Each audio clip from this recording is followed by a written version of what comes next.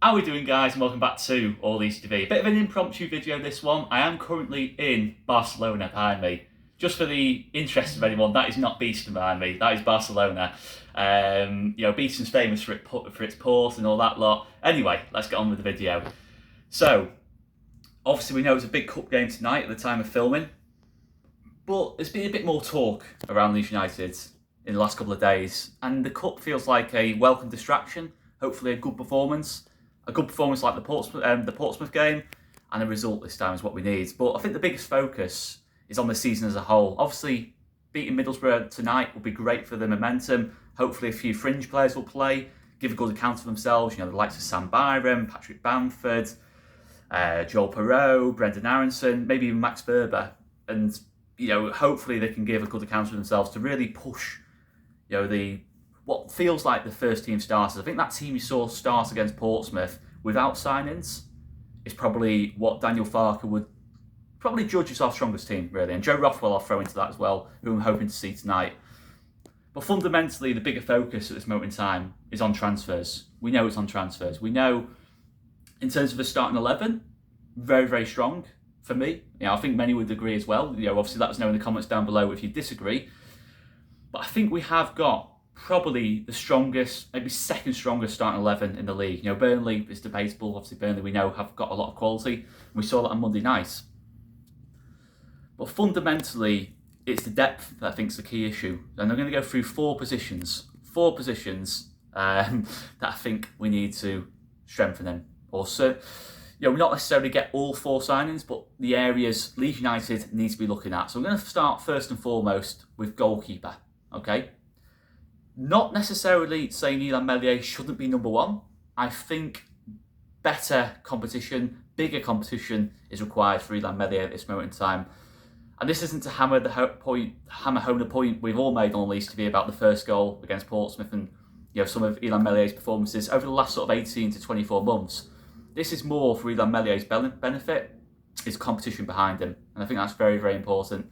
I think at this moment in time, it never feels like Meslier's place is under threat, and I don't think that's necessarily a good thing for a young player. And we have to remember, Illan Meslier is still only 24, which is young for a goalkeeper. So don't take this as me saying Leeds United have got to change their number one goalkeeper. That's not what I'm necessarily saying. I think fundamentally, if the opportunity is there in the market to bring in, a potential number one goalkeeper, go for it. And then they've obviously got competition there. But I think better quality competition is required for Illan Meslier at this moment in time, because if Illan Meslier goes on the poor run of form, it doesn't feel like any of the backup options are going to be trusted to step in if needed. So for me, obviously let us know in the comments down below, but that's an area I could potentially be looking at. Not necessarily a priority, but potential. As I say, Leeds realistically aren't going to get 4 or 5 signings in, over the last sort of 2 or 3 weeks of a window ever. I don't think it's going to happen, but these are the 4 areas I'd look at and certainly be targeting 2 or 3 of the 4. If you can get all 4, fantastic. Next position for me is backup at fullback. Okay, Jayden Bogle, Junior Firpo, going forward, fantastic, no question about it. I think both had really good games in an attacking sense against Portsmouth. Defensively, I thought Junior Firpo was fine. And has improved a lot defensively. Maybe not even so much improved a lot defensively. I think the league having less quality of winger suits Junior Firpo in terms of from a defensive point of view, and that kind of makes sense.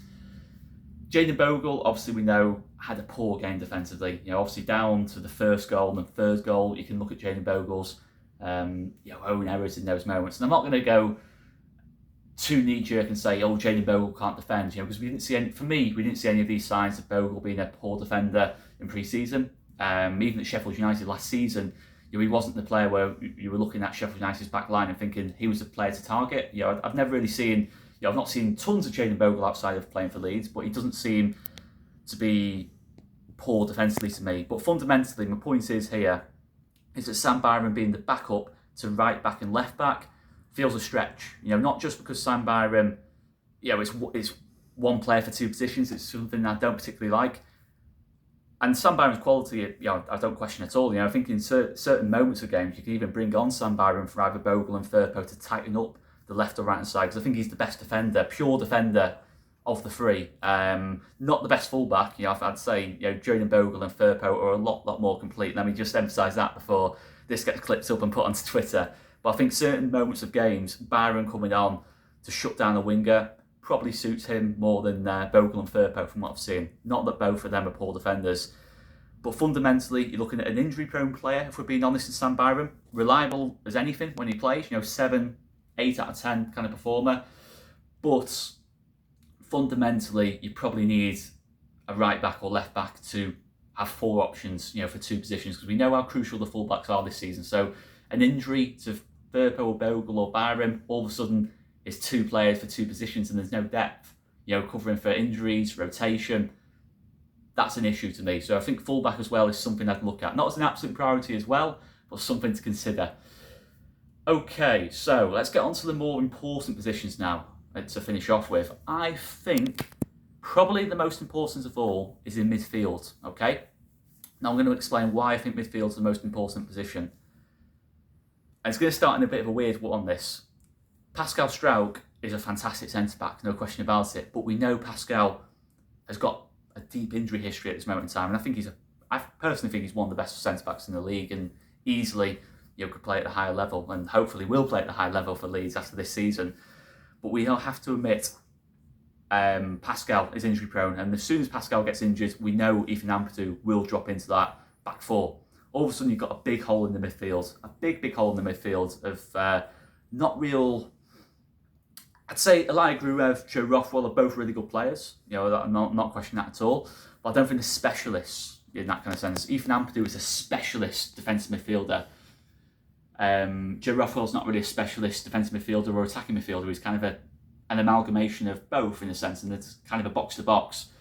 Elijah Gruev is someone who needs to play deep and take the ball from deep, because if he's receiving the ball higher up the pitch with his back to goal, he doesn't look comfortable at all, really, in an attacking sense. And he's not someone who's going to get goals and assists or really stamp his authority in the game. He's more of a, how do we put this, someone who complements Ampadu or Ampadu really well.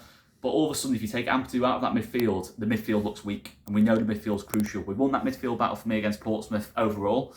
And we know how crucial Ampadu is to this team. So fundamentally, and I think Leeds have got to really target something different in the midfield. Something, an Archie Gray type of player. Obviously it won't be Archie Gray, but someone like that who can pull the tackle in, link the midfield to the attack, and contribute box to box from time to time as well. I think that's something a profile of player this Leeds team probably needs quite badly, really, because again, you look at the actual depth itself, not even just talking about quality without Ampadu potentially at stages this season.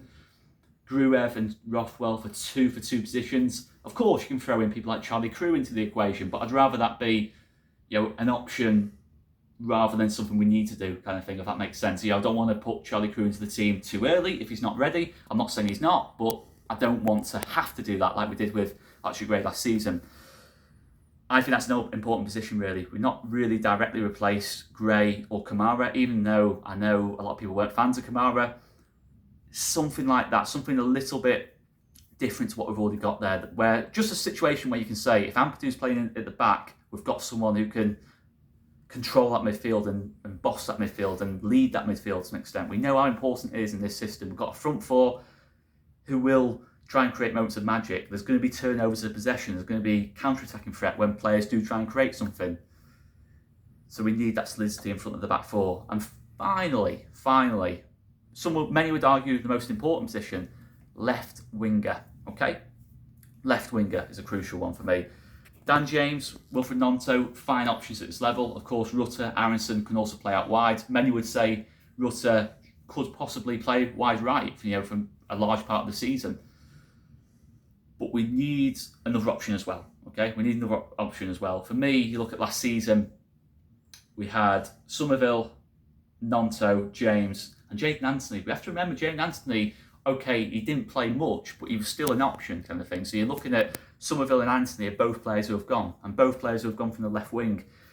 So you look at it and say, Gnonto, I think his best position is on the left wing, to be honest. So that's not a concern to me. I think Gnonto, he can play on the left, he can play on the right. He's probably slightly better on the left, but he's still a productive player on the right-hand side for me. He can adapt his game to play there. Dan James, I think he's far better on the right, considerably better on the right-hand side, because he can just run directly at his full-back, and his game is as simplified as possible, if that makes sense. He can just play to his strengths, just taking on his fullback for pace, whipping balls into the box, running to the back post when crosses come in from the other side. For me, that's Dan James's role kind of thing. So James and Nonto on the right-hand side, I'm happy with. It's just the left-hand side. Do we need something, a different option as well? A Jack Clark. Jonathan Rowe, of course, is getting a lot of mention. Can we get that one done? It feels to me like I'd rather have 3 options for 2 positions and then possibly Rutter and Aronson as backup options kind of thing. That would make me feel very comfortable with this squad. But those are the 4 positions I believe Leeds United should be looking at targeting this summer. We're not going to get all 4 positions realistically. It's a difficult market. We know that. Trying to convince players when we've got such a settled, strongest 11. Trying to convince players to be the backup right back or backup left back in the Championship is very difficult. Yes, in the Premier League it's a little bit different, but in the Championship it's difficult to convince players to do that. So those goalkeeper, fullback are going to be difficult signings to make. Maybe we might need to dip into the League One market. We've seen Harrison Burrows go from Sheffield United, to Sheffield United. Maybe that's something we need to look at. Someone who's up and coming to provide depth in those fullback areas or provide depth at goalkeeper.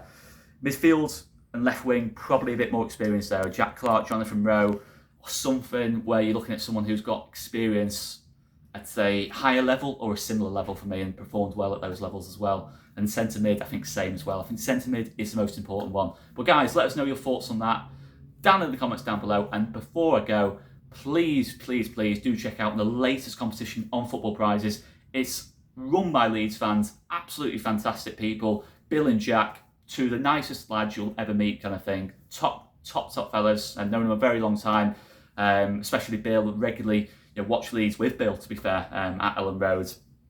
Do check them out, guys. Plenty of Leeds competitions coming up and other competitions as well. For general football fans, in terms of pretty much any team you can think of, there will be a Football Prizes competition kind of thing. You know that.